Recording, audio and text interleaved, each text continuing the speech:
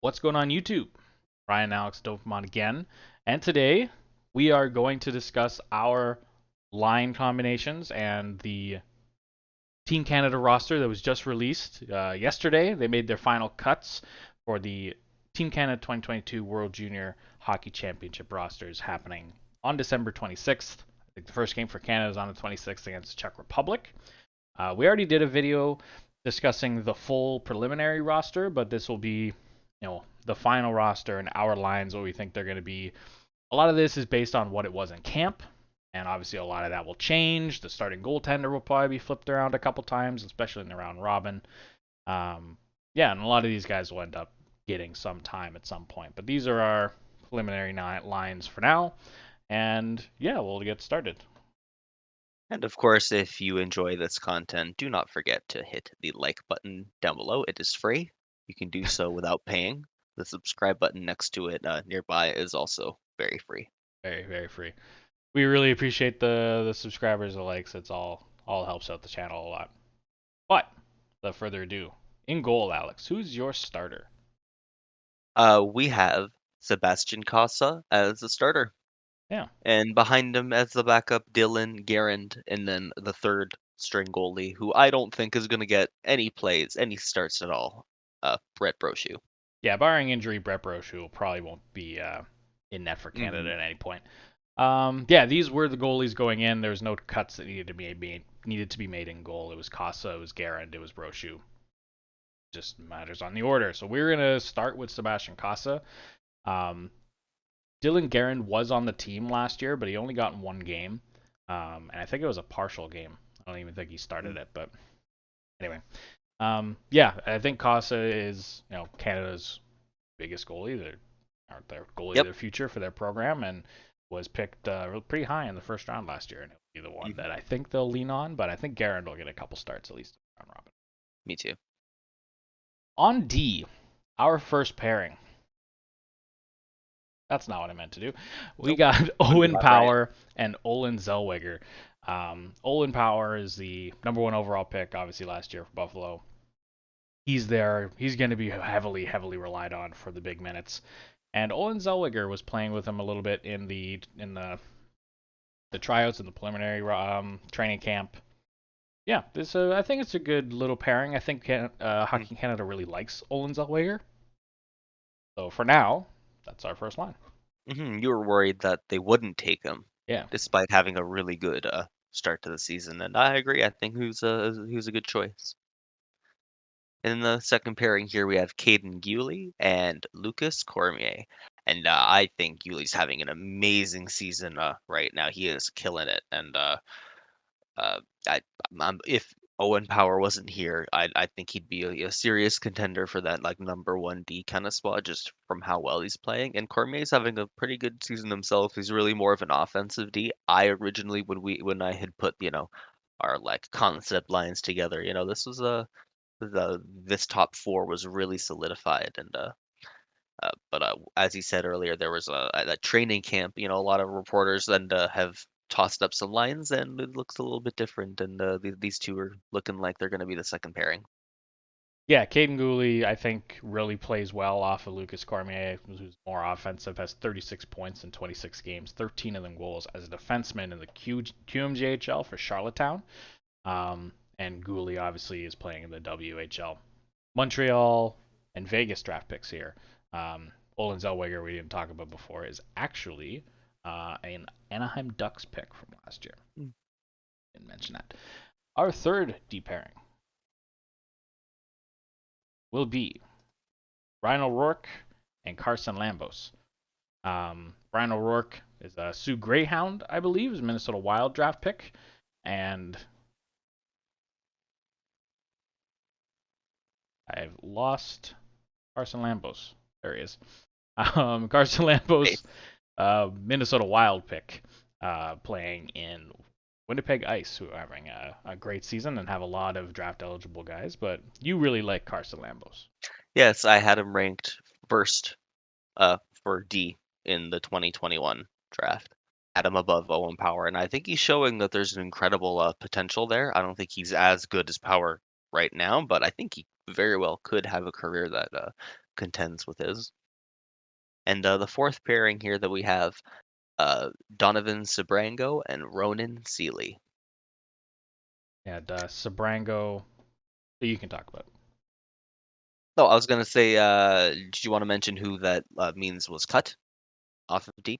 Yeah, off of D means Vincent Diorio was cut, and in our preliminary roster, we actually talked about how we think Diorio was almost a lock for this team, so that was a little bit of a surprising cut. And defenseman Damon Hunt was cut. He was unable to continue the training camp due to injury. So he might have made the team over Ronan Seeley, so he might have snuck in there. But yeah, those are the two on defense, I believe, that were cut from this roster. And Donovan Sebrango playing the AHL Detroit Red Wings pick, and Ronan Seeley, Carolina Hurricanes draft pick, is playing in Everett Silvertips. He's the captain over there. So a lot of leadership, a lot of captains in this group. I think a very solid defense. Sebrango, the only one with AHL experience on the blue line here. Correct. I believe, yeah.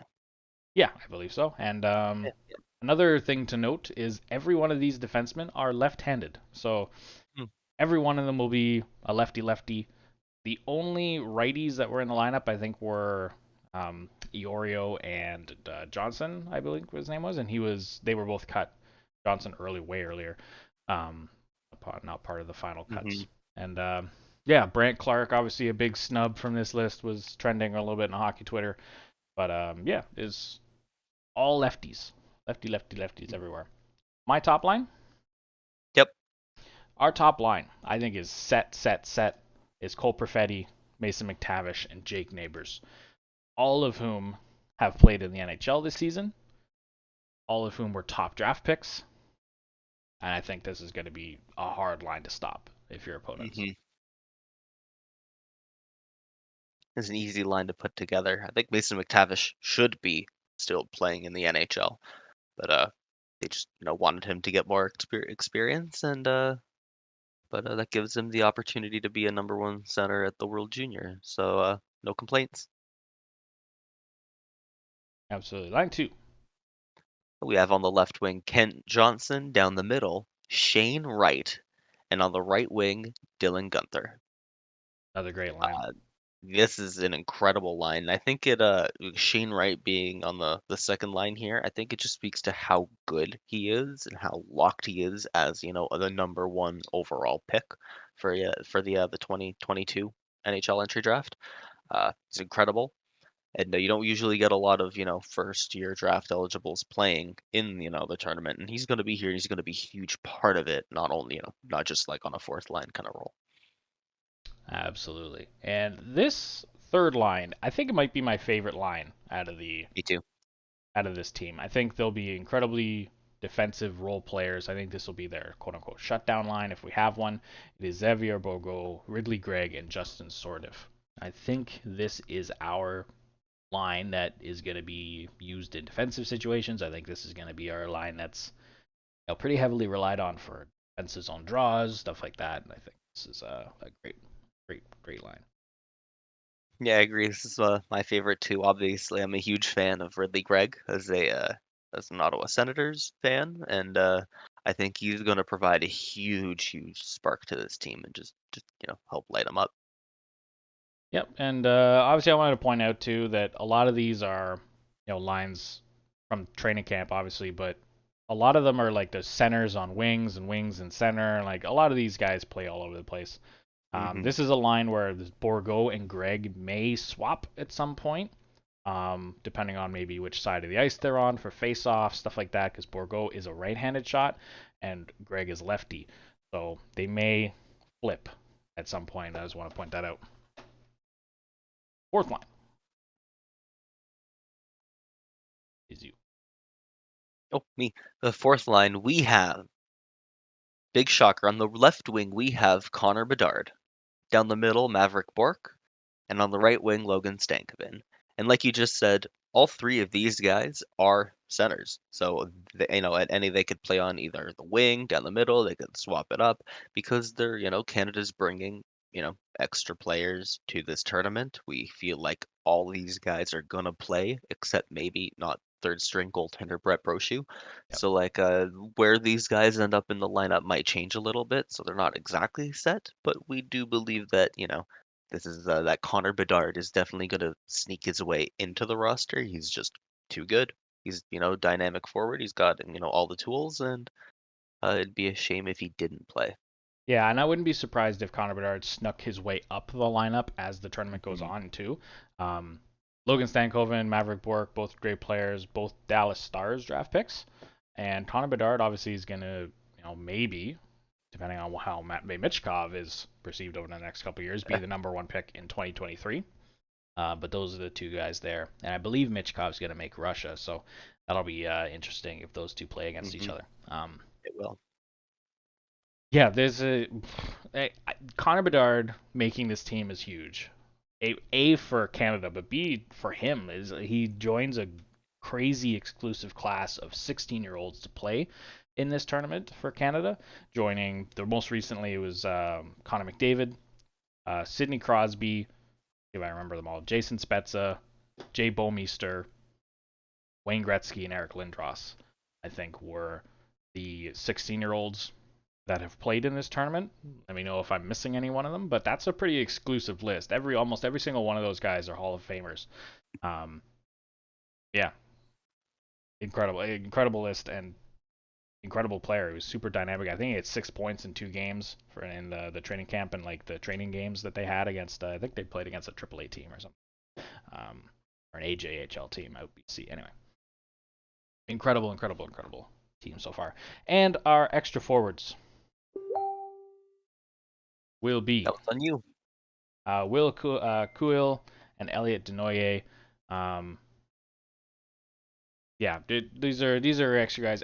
You mentioned it too. I think every one of these players will get into the lineup at some point, either as a 13 forward, play a couple minutes, or actually take a spot of a guy. They're protect for injury, stuff like that. Cuylle is a New York Rangers draft pick, currently playing in Windsor in the OHL, and Denoyer is a Philadelphia Flyers pick, currently playing in Halifax. So yeah, that's our team. The players who were cut, Alex. Right. Forwards who were cut. Forwards who were cut. Zach Dean, Willem Dufour, Luke Evangelista, Jack Finley, Joshua Roy, Hendrix Lapierre, and Ryan Tverberg. Want to talk about Hendrix Lapierre being cut? Because that was kind of a surprise for us. Yeah, me too. We thought he was like the biggest lock, if anything. Yeah, center, left-hand shot, Mhm. but I guess they have their offensive guys, and they wanted Greig, Bourque, Stankoven, those guys at the bottom, and then they didn't want Mhm. to. I don't know. He played in the NHL this year. I thought for sure he was going to be on the team, but Yeah, me was too. cut from the roster. See if Dave Maybe they Cameron knows what they're saw doing. a hole in his game. They're like, well, offensive guys, yeah, like you said, they had enough, and he just doesn't fit, like the bottom six kind of role that they want him to, and Could be. he's just didn't make it. One of the he's just, and I think it screams to the depth that Canada has, that they don't have to bring a guy like Brent Clark, don't have to bring a guy like Hendrix Lapierre, excuse me, Yeah. just because that's just how good they are, and incredible team. Yeah. And one more thing I wanted to mention is players who are playing in the NHL or AHL currently that have not been loaned thus far that could be loaned. The biggest of which is Quinton Byfield, who came off of injury and is now playing down in the AHL for LA. I wouldn't be surprised if he was loaned at some point soon to this roster, which would make this team the instant gold medal favorites. And I think it's no doubt in my mind that everyone else thinks that too. If he bumps Shane Wright down to the third line, that's crazy. So we'll see what happens there. A couple other guys in the NHL that I don't think are going to be loaned: Seth Jarvis, Dawson Mercer, a couple of guys that I don't think are going to be loaned. They're playing too well in the NHL. But every country has that issue. There's a lot of guys that are playing well. We just did Hmm. Finland's team. If you have seen that video, we looked at Finland's initial roster, and they don't have Anton Lundell on that roster because he's playing too well in Florida. They won't let him go. But this is Team Canada, Alex. Yeah, this is pretty dope. It is pretty dope. It is a great roster. Let us know what you think about Team Canada. If there was any snubs, huge snubs, you think Hendrix Lapierre should have been on his team to get Dave Cameron and Hockey Canada to get it right. We'll see. We'll see. For Canada every year, it's gold or bust. So we'll see. Last year they lost against the U.S. in the final there, 2-0, I believe, after having a pretty dominant tournament up until they played the Americans. So we'll see. And knowing us, we're going to be streaming the finals. Canada will probably be in the gold medal game, so it might be join us. Yeah, look out on the channel for more World Junior content over the next couple weeks. Yeah, exciting time of year. World Juniors are upon us. Peace.